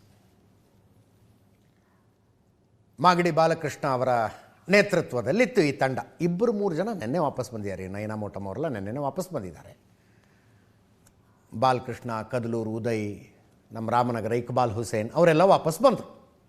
ಹೋದ ಕೆಲಸ ಏನಾಯಿತು ಗೊತ್ತಿಲ್ಲ. ಯಾಕಂದರೆ ಮಲ್ಲಿಕಾರ್ಜುನ್ ಖರ್ಗೆ ಅವರು ಬೆಂಗಳೂರಿನಲ್ಲಿದ್ದರು. ಇವತ್ತು ಬೆಂಗಳೂರಿನಿಂದ ಅವರು ದಿಲ್ಲಿಗೆ ಹೋಗಿದ್ದಾರೆ. ಅವರು ದಿಲ್ಲಿಯಲ್ಲಿ ಲ್ಯಾಂಡ್ ಆದಾಗ ಈ ಟೀಮು ದಿಲ್ಲಿ ಏರ್ಪೋರ್ಟ್ನಲ್ಲೇ ಇತ್ತಂತೆ. ಅಲ್ಲೇ ಏನೋ ಒಂಚೂರು ಭೇಟಿ ಆಗೋದಕ್ಕೇನೋ ಪ್ರಯತ್ನ ಪಟ್ಟರಂತ ಒಂದು ಸ್ವಲ್ಪ ಮಾತಾಡೋದಕ್ಕೆ. ಆ ಭೇಟಿ ಆಗಿಲ್ಲ, ಸಾಧ್ಯ ಆಗಿಲ್ಲ. KC ವೇಣುಗೋಪಾಲ್ ಅವರು ನಿನ್ನೆ ರಾತ್ರಿ ಬೆಂಗಳೂರಿಗೆ ಬಂದರು, ಇವತ್ತು ಬೆಳಗ್ಗೆ ಕೊಚ್ಚಿನ್ಗೆ ಹೋಗಿದ್ದಾರೆ. ಅವರು ಭೇಟಿಯಾಗಿಲ್ಲ.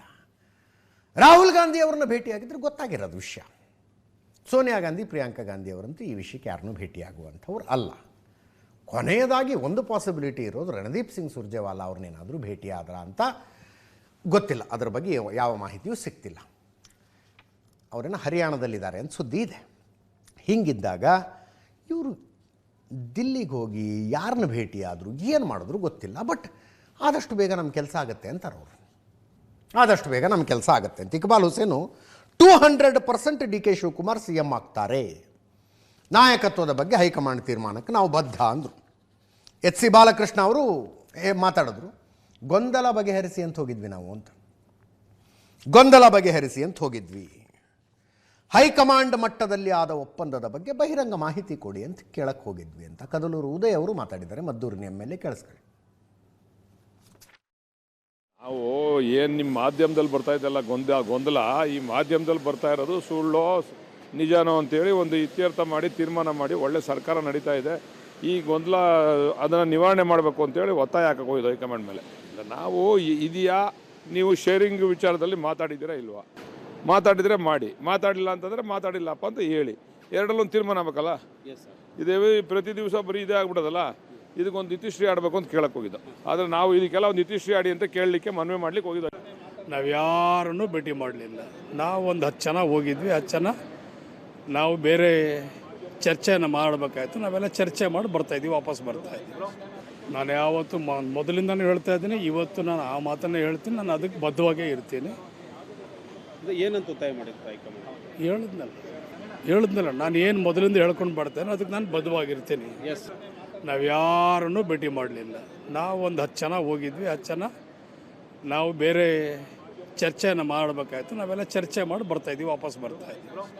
ನಾನು ಯಾವತ್ತು ಮೊದಲಿಂದನೂ ಹೇಳ್ತಾ ಇದ್ದೀನಿ, ಇವತ್ತು ನಾನು ಆ ಮಾತನ್ನೇ ಹೇಳ್ತೀನಿ. ನಾನು ಅದಕ್ಕೆ ಬದ್ಧವಾಗೇ ಇರ್ತೀನಿ. ಏನಂತ ಒತ್ತಾಯ ಮಾಡಿರ್ತಾ ಹೇಳಿದ್ನಲ್ಲ ನಾನು ಏನು ಮೊದಲಿಂದ ಹೇಳ್ಕೊಂಡು ಬರ್ತೇನೆ ಅದಕ್ಕೆ ನಾನು ಬದ್ಧವಾಗಿರ್ತೀನಿ. ಈಗ ನಾವು ಫಸ್ಟ್ ಟೈಮರ್ಸು ಯಂಗ್ಸ್ಟರ್ಸ್ ಎಲ್ಲ ಒಂದಷ್ಟು ಜನ ಹೋಗಿದ್ವಿ. ಯಾಕೆಂದರೆ ಕ್ಯಾಬಿನೆಟ್ ಎಕ್ಸ್ಪೆನ್ಷನ್ ಆಗ್ತದೆ ಅಂತ ಹೇಳಿದರು. ನಾವು ಹೊಸಬ್ರಿಗೂ ಒಂದಷ್ಟು ಜನಕ್ಕೆ ಅವಕಾಶ ಕೊಡಿ ಯಂಗ್ಸ್ಟರ್ಸ್ಗೆ. ನಮಗೆ ಮುಂದಿನ ದಿನಗಳಲ್ಲಿ ಪಕ್ಷ ಸಂಘಟನೆ ಮಾಡೋಕ್ಕೆ ಅನುಕೂಲ ಆಗ್ತದೆ. ಯಾಕೆಂದರೆ ತುಂಬ ಜನ ಸೀನಿಯರ್ಸೇ ಇದ್ದಾರೆ. 5-6 ಸರಿ ಆದವರೆ ಮಂತ್ರಿಗಳು ಆಗ್ತಿದ್ದಾರೆ ರಿಪೀಟು. ಹೊಸಬ್ರಿಗೂ ಅವಕಾಶ ಕೊಟ್ಟರೆ ಸ್ವಲ್ಪ ಹೊಸದಾಗಿ ಪಕ್ಷ ಸಂಘಟನೆ ಮಾಡೋಕ್ಕೆ ಸ್ವಲ್ಪ ಅವಕಾಶ ಸಿಗ್ತದೆ. ಯಂಗ್ಸ್ಟರ್ಸ್ ಆಕ್ಟಿವ್ ಆಗಿ ಕೆಲಸ ಮಾಡ್ತಾರೆ ಅಂತ ಹೇಳೋಣ ಅಂತ ಹೋಗಿದ್ವಿ. ಈಗ ಅವರು CM ಆಗೋ ವಿಚಾರ ಅದು ಪಕ್ಷ ನಿರ್ಧಾರ ಮಾಡಬೇಕು, ಹೈಕಮಾಂಡ್ ನಿರ್ಧಾರ ಮಾಡಬೇಕು. ಅದು ಅಲ್ಲಿ ಚರ್ಚೆ ಆಗುತ್ತೆ. ನಾವೆಲ್ಲ ಅದ್ರ ಬಗ್ಗೆ ಚರ್ಚೆ ಮಾಡೋಷ್ಟು ದೊಡ್ಡವರಲ್ಲ. ಸೊ ನಮ್ಮ ಬೇಡಿಕೆ ಇವತ್ತು ಯಾರ್ಯಾರ ಮನೆಗೆ ಯಾರ್ಯಾರು ಬಂದು ಭೇಟಿ ಆದರು. ದೆಹಲಿಗೆ ಹೋಗಿ ಬಂದ ಅನೇಕ ಶಾಸಕರುಗಳು ಬಂದು DK ಶಿವಕುಮಾರ್ ಅವರಿಗೆ ವರದಿ ಒಪ್ಪಿಸಿದರು ಅಂತ ಅನ್ಸುತ್ತೆ. ಬಂದು ಹೋದರು ಅವರು ಅವರ ಅಧಿಕೃತ ಸರ್ಕಾರಿ ನಿವಾಸಕ್ಕೆ, DK ಶಿವಕುಮಾರ್ ಅವರ ಮನೆಗೆ. CP Yogeshwar, ST Somashekar, Sharath Bachegowda, Nelamangala Srinivas, Kunigal Ranganath, KH Muniyappa, Lakshmi Hebbalkar, Priyanka Kharge, Zameer Ahmed Khan. Priyank Kharge ಅವರು CMನ ಮೀಟ್ ಮಾಡಿ DCMನ ಮೀಟ್ ಮಾಡೋದಕ್ಕೆ ಬಂದಿದ್ರು. ಅಂದರೆ ಇವರೆಲ್ಲ ದೆಹಲಿಗೆ ಹೋಗಿ ಬಂದ ಶಾಸಕರು ಅಂತ ಹೇಳಿದೆ ಅಂತ ಅವ್ರು ಈ ಪಟ್ಟಿ ಅಂತ ಅನ್ಕೋಬೇಡಿ, ಅವರೂ ಇದ್ದರು ಅಂತ ನಾನು ಹೇಳಿತ್ತು. ಇನ್ನೊಂದು ಕಡೆ ಶಕ್ತಿ ಭವನ ಮುಖ್ಯಮಂತ್ರಿಗಳಿದ್ರು. ಜಮೀರ್ ಅಹ್ಮದ್ ಖಾನ್ ಅವರು ಬಂದಿದ್ದರು DK ಶಿವಕುಮಾರ್ ಅವರ ಭೇಟಿಗೆ. 1-to-1 ಮಾತಾಡ್ಕೊಂಡು ಹೋದ್ರು. ಇದೇ ಫೋಟೋ. ಮುಖ್ಯಮಂತ್ರಿಗಳ ಶಕ್ತಿ ಭವನದಲ್ಲಿದ್ದರು. Roopa Shashidhar, MC Sudhakar, Kothur Manjunath, HC Mahadevappa, Priyank Kharge, HM Revanna, Narayana ಸ್ವಾಮಿ ಮತ್ತು ಜಮೀರ್ ಅಹ್ಮದ್ ಖಾನ್. ಇಷ್ಟು ಜನ ಬಂದು ಇವರನ್ನು ಭೇಟಿ ಹಾಕ್ಕೊಂಡು ಹೋದರು. ಇನ್ನೊಂದು ಕಡೆ BJPಯಲ್ಲಿ ಸದಾನಂದ ಗೌಡರ ಹೇಳಿಕೆ ಒಂದಷ್ಟು ಹೊತ್ತು ಚರ್ಚೆಗೆ ಕಾರಣ ಆಯಿತು. ಅಕಸ್ಮಾತ್ DK ಶಿವಕುಮಾರ್ ಅವರು ಹೇಳಿದ್ದು DK ಶಿವಕುಮಾರ್ CM ಆದರೆ ಬಾಹ್ಯ ಬೆಂಬಲ ಕೊಡಲು ತಯಾರಿದ್ದೇವೆ ಅಂತ. ಇದು ಎಷ್ಟು ದೊಡ್ಡ ಸ್ಟೇಟ್ಮೆಂಟು ಅಂತ ಗೊತ್ತಾಗ್ಬಿಡ್ತು. ತಕ್ಷಣ ಅವ್ರು ಹೇಳಿದ್ರು, ವರಿಷ್ಠರು ತೀರ್ಮಾನಿಸಿದರೆ ಅವ್ರು ಹೇಳ್ದಂಗೆ ನಡ್ಕೋತೀವಿ ಅಂತ. ಅಂದರೆ ಬಾಹ್ಯ ಬೆಂಬಲ ಕೊಡುವ ಸನ್ನಿವೇಶ ಯಾವಾಗ ಸನ್ನಿವೇಶ ಬರುತ್ತೆ ಹೇಳಿ? ಬಾಹ್ಯ ಬೆಂಬಲ ಕೊಡುವ ಸಿಚುವೇಶನ್ ಬರೋದು ಯಾವಾಗ? ಒಂದು 60-70 ಜನ MLAಗಳನ್ನು ಡಿ ಕೆ ಶಿವಕುಮಾರ್ ಅವರು ಕರ್ಕೊಂಡು ಬಂದು ಸರ್ಕಾರನೇ ಬಿದ್ದೋಗ್ಬಿಡುತ್ತೆ ಅನ್ನುವ ಸನ್ನಿವೇಶ ಬಂದಾಗ BJPಯವ್ರು ಆಯಿತು, ನಿಮಗೆ ಬೆಂಬಲಕ್ಕೆ ಬೇಕಾದಂತೆ ನಮಗೆ ನಾವು ನಿಮ್ಮ ಪರವಾಗಿ ಕೈ ಎತ್ತಿರ್ತೀವಿ, ನೀವು ಸರ್ಕಾರ ಮಾಡ್ಕೊಂಡು ಹೋಗಿ ಅಂತ.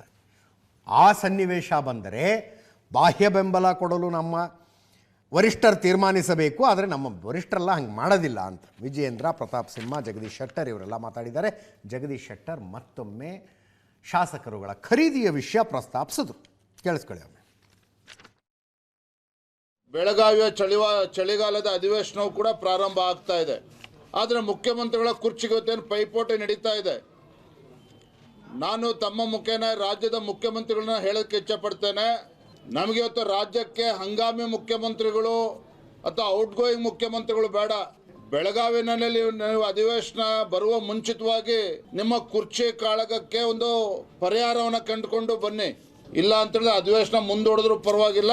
ಇವತ್ತು ನಮಗೆ ಬೇಕಾಗಿರ್ತಕ್ಕಂಥದ್ದು ರೈತರ ಸಮಸ್ಯೆಗಳಿಗೆ ಉತ್ತರವನ್ನು ಮಾನ್ಯ ಮುಖ್ಯಮಂತ್ರಿಗಳು, ಕಾಂಗ್ರೆಸ್ ಸರ್ಕಾರ ನೀಡಬೇಕಾಗ್ತದೆ. ಡಿ ಕೆ ಶಿವಕುಮಾರರು ನಮಗೆ ಬಂದು ಬಾಹ್ಯ ಬೆಂಬಲ ಕೊಡುವುದಿದ್ರೆ ಖಂಡಿತ ನಾವು ಒಪ್ಕೊಳ್ತೇವೆ. ಆದರೆ ಅವರನ್ನೇ ಮುಖ್ಯಮಂತ್ರಿ ಆಗಬೇಕು ಅಂತಂದರೆ ಅದು ಕೇಂದ್ರದವರು ತೀರ್ಮಾನ ಮಾಡ್ತಾರೆ. ನಿಮ್ಮ ಆಪೋಸಿಟ್ ಅವರು ಮುಖ್ಯಮಂತ್ರಿ ಆಗ್ತಾರೆ ಅನ್ನೋದಕ್ಕೆ ನಿಮ್ಮ ಆಪೋಸಿಟ್ ಇಲ್ಲ, ನಮ್ಮದು ಸರ್ ನಾವು ನೀವು ಸರ್ಕಾರ ಮಾಡ್ತೀವಿ ನೋಡಿ ಈಗ ಅವರು ನಮ್ಮಲ್ಲಿಗೆ ಬರ್ತಾರೆ. ನಮ್ಮ BJPಯಿಂದ ಬಾಹ್ಯ ಬೆಂಬಲ ಅವರಿಗೆ ಕೊಡಬೇಕು ಅಂತ ಕೇಂದ್ರದ ವರಿಷ್ಠರು ಹೇಳಿದರೆ 100% ಕೊಡ್ತೀವಿ. ಕೇಂದ್ರದ ವರಿಷ್ಠರ ಮಾತನ್ನು ನಾವು ಯಾವತ್ತೂ ಅಲ್ಲಗಳೆದಿಲ್ಲ, ಇವತ್ತು ಅಲ್ಲಗಳೆದಿಲ್ಲ, ಮುಂದೆ ಅಲ್ಲಗಳೆಯಲ್ಲ. ಕೇಂದ್ರದವರು ಹೇಳ್ತಾರೆ ಡಿ ಕೆ ಶಿವಕುಮಾರ್ಗೆ ಕರ್ನಾಟಕ BJP ಬೆಂಬಲ ಕೊಡಿ ಸರ್ಕಾರ ಮಾಡಲಿಕ್ಕೆ ಅಂತ ಹೇಳಿದ್ರೆ ನಾವು ಬೆಂಬಲ ಕೊಡ್ತೀವಿ. ಸುಲಭವಾಗಿ ಹೈಕಮಾಂಡ್ ಅಥವಾ ಒಪ್ಪಲ್ಲ ಅಂತ ನನ್ನ ಅಭಿಪ್ರಾಯವೇ ಒಪ್ಪಲ್ಲ. 2013ರಲ್ಲಿ ಪರಮೇಶ್ವರ್ ಸಾಹೇಬರು ಇದ್ದರು. ಹಾಗಾಗಿ ಪರಮೇಶ್ವರ್ ಅವ್ರಿಗೂ ಕೂಡ ಅದೇ ಅವಕಾಶ ಸಿಗುತ್ತೆ ಅಂತ ಗೊತ್ತಾಗ್ಬಿಟ್ಟು ಎಲ್ಲರನ್ನೂ ಕೂಡ ಸ್ವಜಾತಿಯವರು ಇವ್ರನ್ನೆಲ್ಲ ಚೂ ಬಿಟ್ಟುಬಿಟ್ಟು ಸೋಲಿಸ್ಬಿಟ್ಟು ಅಲ್ಲಿ ಮುಗಿಸಿದ್ರು. ಹಾಗಾಗಿ ಬೈ ಡಿಫಾಲ್ಟ್ ಒಂಥರ ಇವ್ರು ಚೀಫ್ ಮಿನಿಸ್ಟರ್ ಆಗ್ಬಿಟ್ರು. ಆದರೆ 2023ರಲ್ಲಿ ಡಿ ಕೆನ ಸೋಲ್ಸೋಕ್ಕಾಗಲ್ಲ. ಯಾಕಂದರೆ ಡಿ ಕೆನೂ ಕೂಡ ಅವರು ಎದುರಿಸುವಂಥವ್ರು, ಅವರಿಗೂ ಸ್ವಂತ ಶಕ್ತಿ ಇರುವಂಥ ಮನುಷ್ಯ. ಈ ಮನುಷ್ಯನ ಸೋಲ್ಸೋಕ್ಕಾಗಲ್ಲ ಅಂತ ಅವ್ರಿಗೆ ಗೊತ್ತಾಯಿತು. ಇನ್ನೇನು ಸರ್ಕಾರ ಬಂದಾಯಿತು, ಡಿ ಕೆ ನೇತೃತ್ವದಲ್ಲೇ ಬಂದಾಯಿತು. ಬಂದಾದ ಮೇಲೂ ಕೂಡ ಸಿದ್ದರಾಮಯ್ಯನವರು ಅಧಿಕಾರವನ್ನು ಕಬಳಿಸಿದ್ರು ಅಂತಂದರೆ ಇವು ಬಿಟ್ಕೊಡ್ತಾರೆ. ನ್ಯಾಯಯುತವಾಗಿ ಅವತ್ತು ಕಾಂಗ್ರೆಸ್ ಹೈಕಮಾಂಡ್ ಏನಾದ್ರೂ ವೀಕ್ ಆಗಿಲ್ಲ, ಈ ರಾಹುಲ್ ಗಾಂಧಿ ಸೋನಿಯಾ ಗಾಂಧಿ ಥರ ಇಲ್ದಲೆ ಅದು ಮೊದಲಿನ ಕಾಂಗ್ರೆಸ್ ಹೈಕಮಾಂಡ್ ಆಗಿದ್ದಿದ್ರೆ ಡಿ ಕೆ ಚೀಫ್ ಮಿನಿಸ್ಟರ್ ಆಗಿರೋರು ಸಿದ್ದರಾಮಯ್ಯನವರು ಆಗ್ತಿರಲಿಲ್ಲ. ಇದು ಎಲ್ಲರಿಗೂ ಹೆದರ್ಕೊಳ್ಳುವಂತಹ ಕಾಂಗ್ರೆಸ್ ಹೈಕಮಾಂಡ್ ಆಗಿರೋದ್ರಿಂದ ಸಿದ್ದರಾಮಯ್ಯನವರು ಚೀಫ್ ಮಿನಿಸ್ಟರ್ ಆದರು. ಇವಾಗ ಬಿಟ್ಕೊಡಕ್ಕೆ ಅವ್ರಿಗೆ ರೆಡಿ ಇಲ್ಲ. ಬೆಂಗಳೂರಾಗೆ ಶಾಸಕರನ್ನು ಖರೀದಿ ಮಾಡಲಿಕ್ಕೆ ಖರೀದಿ ಕೇಂದ್ರ ಚಾಲು ಮಾಡ್ಯಾರ. ಈಗಾಗಲೇ ಸ್ಟಾರ್ಟ್ ಆಗಿದೆ. ಒಬ್ಬೊಬ್ಬರು ಶಾಸಕರು 50 ಕೋಟಿ 60 ಕೋಟಿ ಹಣ ಕೊಟ್ಟಿದ್ದಾರೆ ಅಂಥೇಳಿ, ಮುಂದೆ ಕೊಡ್ತಾರಂಥೇಳಿ ಯಾರು ತಮ್ಮ ಶಾಸಕರನ್ನ ಖರೀದಿ ಮಾಡಲಿಕ್ಕೆ ಖರೀದಿ ಕೇಂದ್ರ ಚಾಲು ಮಾಡಿದ್ರೆ ಹೊರತು ರೈತರು ಬೆಳೆದಂಥ ಬೆಳೆಗೆ ಅವರು ಖರೀದಿ ಮಾಡಲಿಕ್ಕೆ, ಆ ಬೆಳೆಗಳನ್ನು ಖರೀದಿ ಮಾಡಲಿಕ್ಕೆ ಖರೀದಿ ಕೇಂದ್ರ ಚಾಲು ಮಾಡೋಕ್ಕೆ ತಯಾರಿಲ್ಲ. ಅದಕ್ಕೆ ನಿಮ್ಗೆ ಹಣ ಇಲ್ಲ. ಆದರೆ ಶಾಸಕರು ಖರೀದಿ ಮಾಡಲಿಕ್ಕೆ ನಿಮ್ಮ ಕಡೆ ಹಣ ಇದೆ. ಎರಡೂ ಕಡೆ ಇದು, ಎರಡೂ ಕಡೆ ಬರೀ ಒಂದು ಸೈಡ್ ಅಲ್ಲ ಇದು. ನಿಮ್ಮ ಈ ಅಧಿಕಾರದ ವ್ಯಾಮೋಹದಿಂದ ರಾಜ್ಯಕ್ಕೆ ಇವತ್ತು ತೊಂದರೆ ಮಾಡೋಕ್ಕೆ ಹೋಗಬೇಡ್ರಿ. ಇಲ್ಲ ಇದೇ ರೀತಿ ಗೊಂದಲ ಮುಂದುವರೆದ್ರೆ ಬಹುಶಃ ಜನನ ಬುದ್ಧಿ ಕಲಿಸುವಂಥ ಟೈಮ್ ಬರ್ತದೆ, ರೈತರು ಬುದ್ಧಿ ಕಲಿಸುವಂಥ ಟೈಮ್ ಬರ್ತದೆ ನಿಮಗೆ ಅನ್ನುವಂಥ ಎಚ್ಚರಿಕೆಯನ್ನು ನಾನು ಕೊಡ್ತಾ ಇದ್ದೀನಿ. ಇದೆಲ್ಲ ಇದ್ದೇ ಇರುತ್ತೆ. ಅಯೋಧ್ಯೆಯ ರಾಮ ಮಂದಿರದ ಸುದ್ದಿ ಇವತ್ತು ಧರ್ಮಧ್ವಜ ಆರೋಹಣೆಗೊಂಡಿತು. ಒಂದು ದೇವಸ್ಥಾನದ ಶಿಖರದ ಮೇಲೆ ಧರ್ಮಧ್ವಜಾರೋಹಣ ನಡೆಯೋದು ಅಂದರೆ, ಧರ್ಮಧ್ವಜ ಪ್ರತಿಷ್ಠಾಪನೆ ನಡೆಯೋದು ಅಂದರೆ ಆ ದೇವಸ್ಥಾನದ ನಿರ್ಮಾಣ ಕಾರ್ಯ ಪೂರ್ತಿಗೊಂಡಿತು ಅಂತ ಅರ್ಥ. ಅಯೋಧ್ಯೆಯ ಭವ್ಯ ರಾಮ ಮಂದಿರ ಮತ್ತು ಆ ರಾಮ ಮಂದಿರದ ಸುತ್ತಲೂ ಇರುವಂಥ 7 ಬೇರೆ ಬೇರೆ ದೇವಸ್ಥಾನ, ಒಟ್ಟು 8 ದೇವಸ್ಥಾನಗಳ ಶಿಖರಗಳ ಮೇಲೆ ಇವತ್ತು ಧರ್ಮಧ್ವಜ ಆರೋಹಣಗೊಂಡಿತು. ಸ್ವತಃ ಪ್ರಧಾನಮಂತ್ರಿ ನರೇಂದ್ರ ಮೋದಿ ಅವರು ಬಟನ್ ಒತ್ತುವ ಮೂಲಕ ಈ ಧ್ವಜಾರೋಹಣ ಕಾರ್ಯಕ್ರಮ ಮಾಡಿದ್ರು.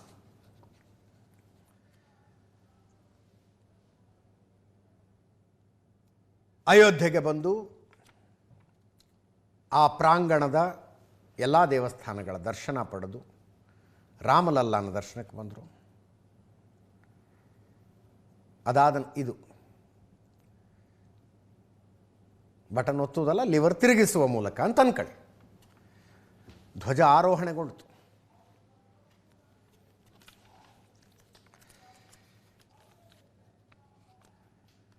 ಹತ್ತು ಅಡಿ ಎತ್ತರ ಇದೆ, 20 ಅಡಿ ಅಗಲ ಇದೆ ಧ್ವಜ, ತ್ರಿಕೋಣಾಕಾರದಲ್ಲಿ. ಅದರ ಮೇಲೆ ಇಕ್ಷ್ವಾಕು ವಂಶದ ಪ್ರತೀಕ, ರಘುವಂಶದ ಪ್ರತೀಕವಾದಂಥ ಸೂರ್ಯವಂಶ, ಸೂರ್ಯನ ಚಿತ್ರ ಇದೆ, ಓಂಕಾರ ಇದೆ,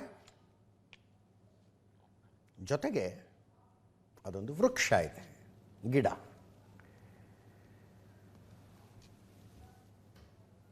ರಘುವಂಶ ಅಯೋಧ್ಯೆಯಲ್ಲಿ ಆಳ್ವಿಕೆ ಮಾಡ್ತಾ ಇದ್ದ ಕಾಲದಿಂದಲೂ ಬಳಕೆ ಆಗ್ತಾ ಇರುವಂಥ ಧ್ವಜ, ತ್ರಿಕೋನಾಕಾರದ ಧರ್ಮಧ್ವಜ. ಭೂಮಿಯಿಂದ 191 ಅಡಿ ಎತ್ತರ ಆಗುತ್ತೆ ಟೋಟಲ್, ಶಿಖರವನ್ನು ಸೇರಿಸುತ್ತೆ.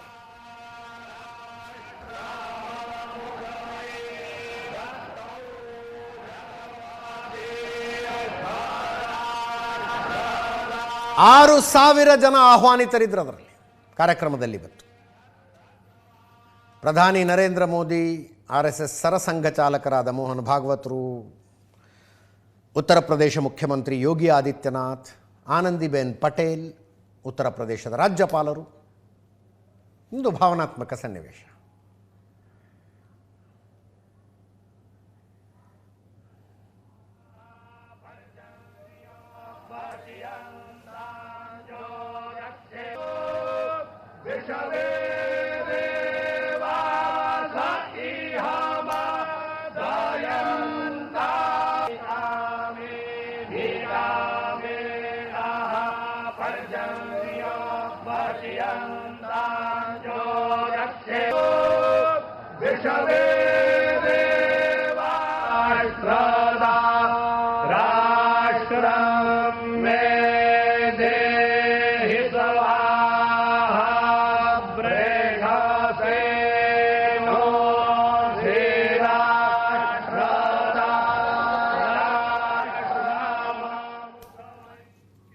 ಪ್ರಧಾನಮಂತ್ರಿಗಳು ಬೆಳಗ್ಗೆಯಿಂದಲೂ ಉಪವಾಸದಲ್ಲಿದ್ದರಂತೆ. ಬೆಳಗ್ಗೆ 9:30 ಅಯೋಧ್ಯೆಗೆ ಬಂದು ಲ್ಯಾಂಡ್ ಆದರು. ರಾಮಪಥದಲ್ಲಿ 1 ಕಿಲೋಮೀಟರ್ ರೋಡ್ ಶೋ ಮಾಡಿದ್ರು. ಅಯೋಧ್ಯೆ ತುಂಬ ಒಂಥರ ಇವತ್ತು ರಾಮ ಮಂದಿರ ಲೋಕಾರ್ಪಣೆಗೊಂಡ ದಿನದ ಸಂಭ್ರಮ ಹೆಂಗಿತ್ತಲ್ಲ, ಅವತ್ತು ಅಲ್ಲಿದ್ದೆ ನಾನು. ಆ ಸಂಭ್ರಮ ಇವತ್ತು ಇತ್ತು. ಬೆಳಗ್ಗೆ 10 ಗಂಟೆಗೆ ಸಪ್ತಮಂದಿರಕ್ಕೆ ಮೋದಿ ಬಂದರು. ಮಹರ್ಷಿ ವಶಿಷ್ಠ, ಮಹರ್ಷಿ ವಿಶ್ವಾಮಿತ್ರ, ಮಹರ್ಷಿ ಅಗಸ್ತ್ಯ, ಮಹರ್ಷಿ ವಾಲ್ಮೀಕಿ, ದೇವಿ ಅಹಲ್ಯ, ನಿಷಾದರಾಜ, ಶಬರಿ, ಈ ದೇವಸ್ಥಾನಗಳಿದೆ. ಒಟ್ಟು 7 ದೇವಸ್ಥಾನಗಳು. ಆ ಎಲ್ಲ 7 ದೇವಸ್ಥಾನಗಳಲ್ಲಿ ವಿಶೇಷ ಪೂಜೆ ಆಯಿತು. ಆನಂತರ ಶೇಷಾವತಾರ ಮಂದಿರಕ್ಕೆ ಬಂದರು, ಅಲ್ಲೂ ಪೂಜೆ ಮಾಡಿದ್ರು. ಮಾತಾ ಅನ್ನಪೂರ್ಣ ಮಂದಿರ ಒಂದಿದೆ, ಅಲ್ಲಿಗೆ ಬಂದು ಪೂಜೆ ಮಾಡಿದ್ರು. ಕೊನೆಗೆ ಬಂದದ್ದು ಭವ್ಯ ರಾಮ ಮಂದಿರಕ್ಕೆ ರಾಮಲಲ್ಲಾನ ದರ್ಶನ ಪಡೆದು ಪೂಜೆ ಮಾಡೋದು. ಬೆಳಗ್ಗೆ 11:55 ಅಭಿಜಿತ್ ಮುಹೂರ್ತದಲ್ಲಿ ಆ ಧ್ವಜಾರೋಹಣ ಸಮಾರಂಭ ನಡೆಯಿತು. 10 ನಿಮಿಷ ಇತ್ತು. ಲಿವರ್ ತಿರುಗಿಸಿದ ತಕ್ಷಣ ಧ್ವಜ ನಿಧಾನಕ್ಕೆ ಮೇಲೆ ಹೋಯಿತು.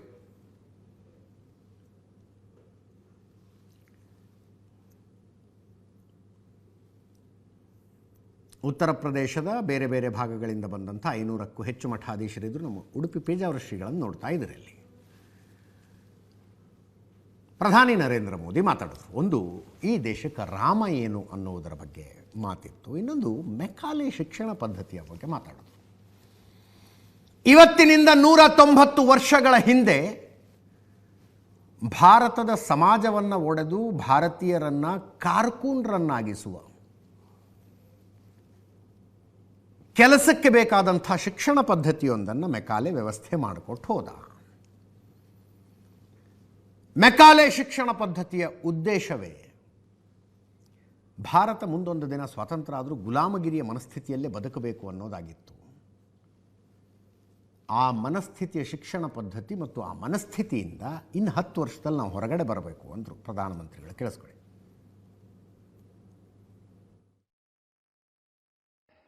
राम यानी आदर्श, राम यानी मर्यादा, राम यानी जीवन का सर्वोच्च चरित्र, राम यानी सत्य और पराक्रम का संगम, दिव्य गुणे शक्र समो रामः, सत्य पराक्रमः। राम यानी धर्म पथ पर चलने वाला व्यक्तित्व, रामः सत्पुरुषो लोके सत्यः सत्यपरायणः। राम यानी जनता के सुख को सर्वोपरि रखना, प्रजा सुखत्वे चंद्रस्य। राम यानी धर्म और क्षमा का दरिया, वसुधाया क्षमा गुणे है। राम आज अयोध्या नगरी भारत की सांस्कृतिक चेतना के एक और उत्कर्ष बिंदु की साक्षी बन रही है। आज संपूर्ण भारत, संपूर्ण विश्व राममय है। हर राम भक्त के हृदय में अद्वितीय संतोष है, असीम कृतज्ञता है, अपार अलौकिक आनंद है। सदियों के घाव भर रहे हैं, सदियों की वेदना आज विराम पा रही, सदियों का संकल्प आज सिद्धि को प्राप्त हो रहा है। आज उस यज्ञ की पूर्णाहुति है जिसकी अग्नि 500 वर्ष तक प्रज्वलित रही। जो यज्ञ एक पल भी आस्था से डिगा नहीं, एक पल भी विश्वास से टूटा नहीं। आज भगवान श्री राम के गर्भगृह की अनंत ऊर्जा, श्री राम परिवार का दिव्य प्रताप इस धर्म ध्वजा के रूप में इस दिव्यतम भव्यतम मंदिर में प्रतिष्ठापित हुआ है। और साथियों, ये धर्म ध्वजा केवल एक ध्वजा नहीं, ये भारतीय सभ्यता के पुनर्जागरण का ध्वज है। साथियों, अपनी विरासत पर गर्व के साथ साथ एक और बात भी महत्वपूर्ण है, और वो है गुलामी की मानसिकता से पूरी तरह मुक्ति। आज से 190 साल पहले, साल 1835 में, 1835 में मैकाले नाम के एक अंग्रेज ने भारत को अपनी जड़ों से उखाड़ने के बीज बोए थे। मैकाले ने भारत में मानसिक गुलामी की नींव रखी थी। 10 साल बाद यानी 2035 में उस अपवित्र घटना को 200 वर्ष पूरे हो रहे हैं। कुछ दिन पहले मैंने एक कार्यक्रम में आग्रह किया था कि हमें आने वाले 10 वर्षों तक उस 10 वर्षों का लक्ष्य लेकर चलना है कि भारत को गुलामी की मानसिकता से मुक्त करके रहेंगे। आज का यह पावन दिन उन पूज्य संतों, योद्धाओं, श्री राम भक्तों की अखंड साधना, संघर्ष को समर्पित है, जिन्होंने इस पूरे आंदोलन और संघर्ष के लिए अपना जीवन समर्पित किया। ध्वजारोहण ಇದರೊಂದಿಗೆ ಇವತ್ತಿನ ನ್ಯೂಸ್ ಅವರ್ ಮುಗಿಸ್ತಾ ಇದ್ದೀನಿ. ನೇರ ದಿಟ್ಟ ನಿರಂತರ ಸುದ್ದಿಗಾಗಿ ನೋಡ್ತಾ ಇರಿ ಏಷ್ಯಾನೆಟ್ ಸುವರ್ಣ ನ್ಯೂಸ್.